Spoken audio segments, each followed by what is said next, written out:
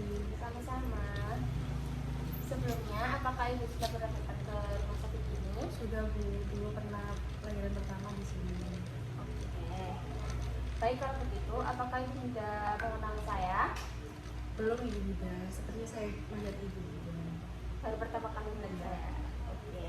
Kalau gitu, perkenalkan terlebih dahulu, nama saya Dita Musaimin yang bertugas pada pagi hari ini. Boleh saya mengenal Ibu? Boleh Ibu, perkenalkan nama saya Ibu Jita. Dan ini anak pertama saya yang bernama Salma. Kan ya Ibu, saya lihat datanya Ibu dulu. Baik Ibu, saya sudah menemukan Ibu ini namanya Bu Sita Hapsari nggih, dengan usia sekarang 35 tahun. Nah, Benar Ibu. alamatnya berada di Jetis Kulon nggih. Nggih. Walah, dulu Ibu ditangani oleh bidan Ika toh. Iya Ibu Bida, Ika baru saya ingat namanya. Oh iya Bu, kebetulan beliau juga nanti malam jaganya. Iya. Oh, alah pantesan saya lihat beliau pas waktu saya pertama masuk. Iya, sampai lupa Ibu datang kemari ada keperluan apa. Oh iya, ya ampun Bu, begini ya, anak saya hari ini mengalami kesakitan. Pas waktu saya cek ternyata suhu tubuhnya 40 derajat Celcius. Saya kira dengan minum obat panasnya akan menurun, ternyata kemunculan dan kemunculan bintik-bintik merah disertai nyeri di sekitar tubuh. Gitu ya Bu. Ya udah, adik mau Ibu periksa enggak? Nggak mau kalau nggak sama ibu. Kenapa? Tenang aja, Ibu masih tetap ikut kok. Iya Bu Bida. Ya udah, yuk tunggu sebentar ya. Ibu mau nyiapin alat-alatnya dulu. Iya Bu. Permisi ya, Dek. Ibu periksa dulu. Iya Bu. Nama kamu siapa?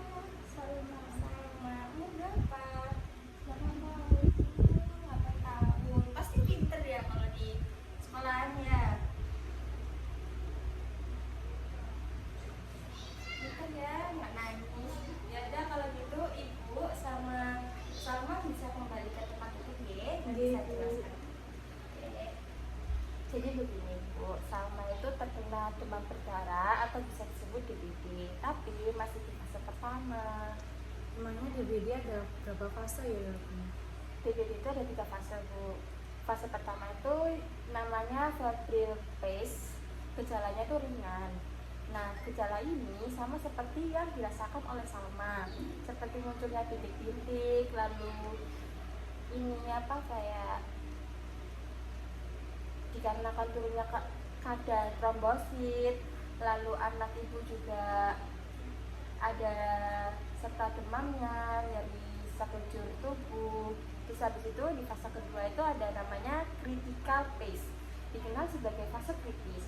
Nah, fase ini orang tua wajib waspada karena tanda anak sudah masuk di fase ini adalah sakit perut, muntah secara terus-menerus, pendarahan pada hidung atau gusi.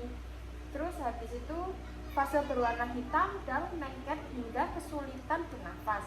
Sedangkan di fase ketiga ini yang biasanya disebut dengan recovery phase, itu demam fase ini berhasil melalui masa kritis. Tahapan ini terjadi dalam 48 hingga 72 jam setelah fase kritis.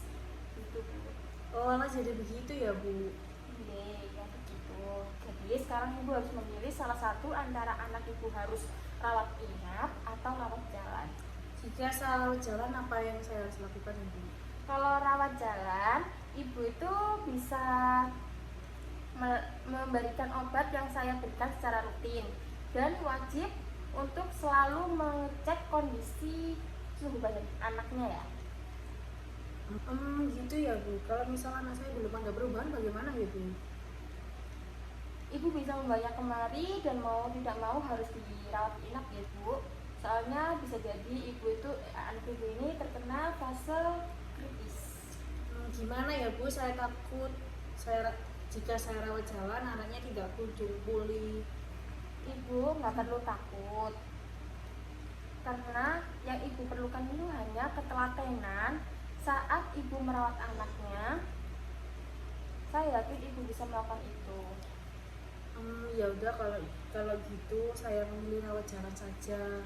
Kalau misal saya masih belum ada perubahan pada Salma, saya akan datang ke sini untuk langsung rawat inap.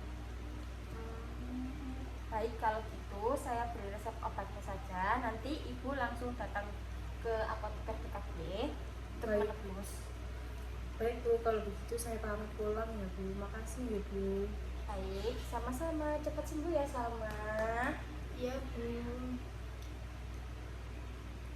Baik Bu, wassalamualaikum. Waalaikumsalam. Hati-hati di jalan ya. Iya, Di jalan ya, Bu. hati-hati. Iya Bu.